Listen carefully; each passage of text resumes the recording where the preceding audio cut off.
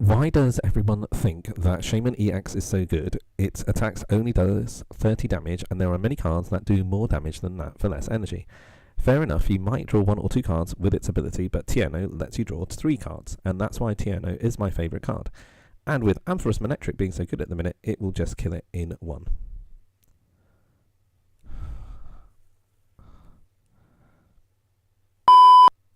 I thought I had a minute ago. If Zorak Break were to use Foul Play and used an opponent's GX attack, would it count as using Foul Play, or count as using the Zorak player's GX attack for the match?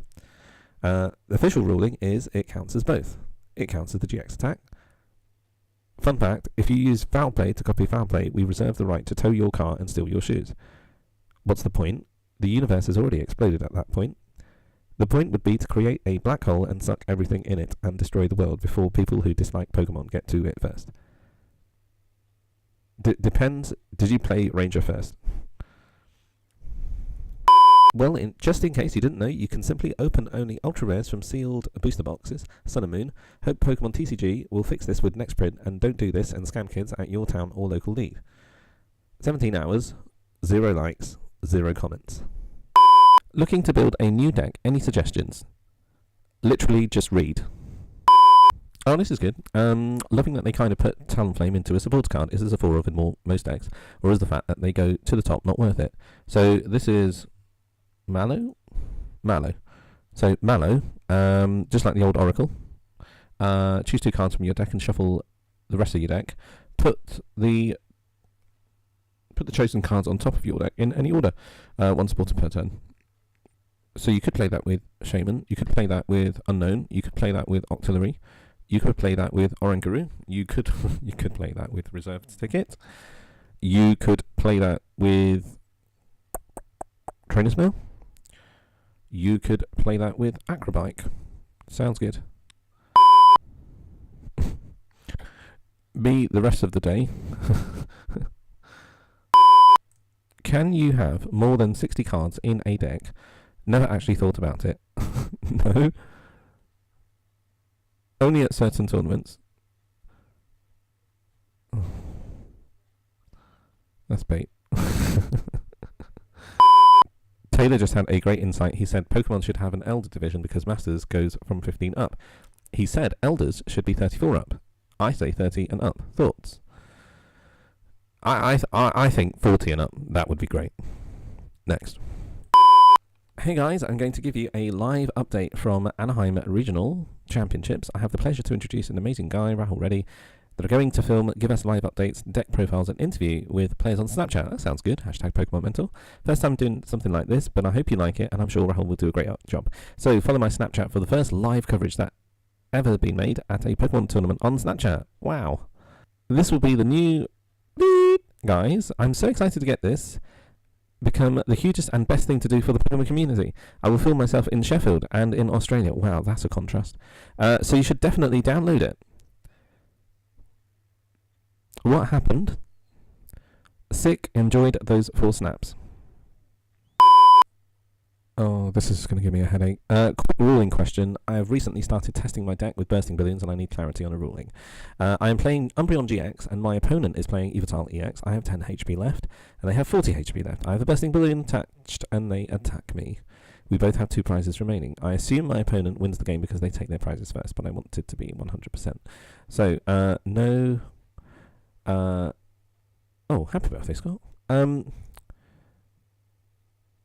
So, right, okay, so both have 2 prizes remaining. I have nothing left. Yeah, does anybody have bench Pokemon? Alright, okay, so yeah, what happens? You complete the whole attack and everything triggered because of an attack before you check if either player won.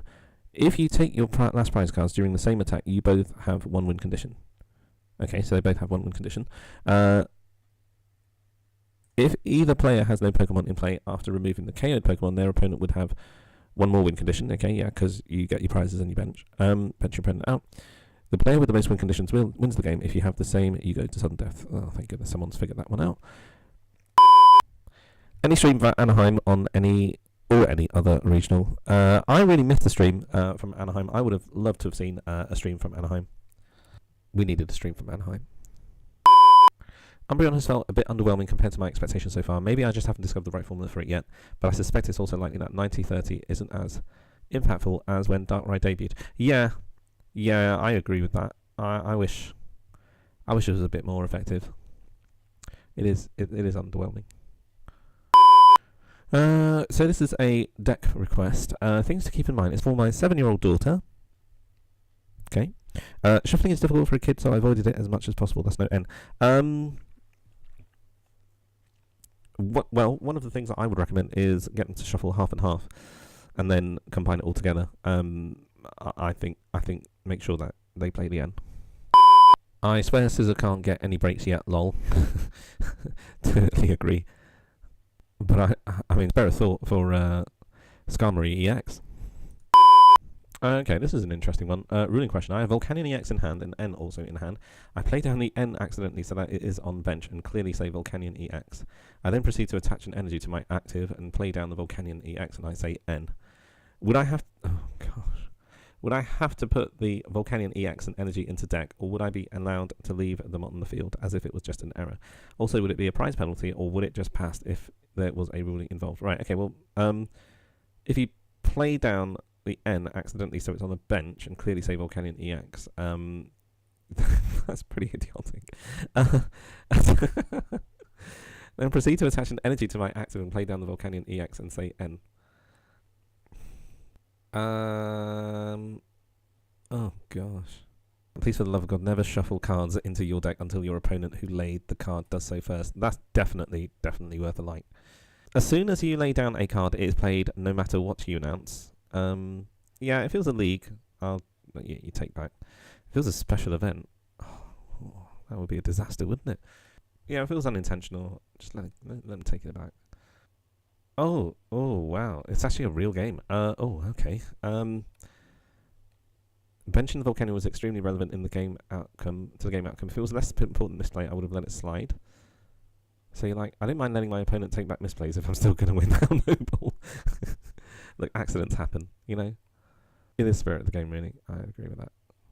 See, if the theories about N being a Zorak are actually fact, then that means that N could actually be disguising himself as a Volcanion, meaning he'd get the ability and everything, and then Volcanion, attempting to become N, makes a cloud of steam thick enough to confuse you and your opponent into shuffling your hands into your decks and drawing cards equal to your prizes.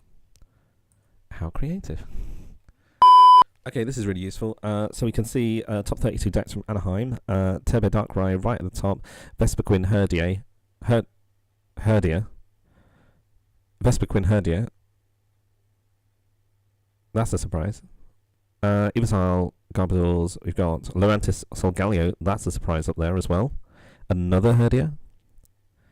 We've got Vespiquen Zorak Beast. So out of top 16, 3, 4, 5 are Vespiquens. And how many are Volcanions? 1, 2 Volcanions. And what seems to be happening is the Darkrai's seem to be up there. And also the Mega Mewtwo's, and we've got a Rayquaza doing really well as well. There is one item lock, Decidueye, Taurus, Lugia, Valplume. Well done, John. Oh, well done, Jose Marrero with Gyarados there. Espeon GX, now with male... Oh, gosh, why? I can't unsee that now. What's the deck variation like at Anaheim right now?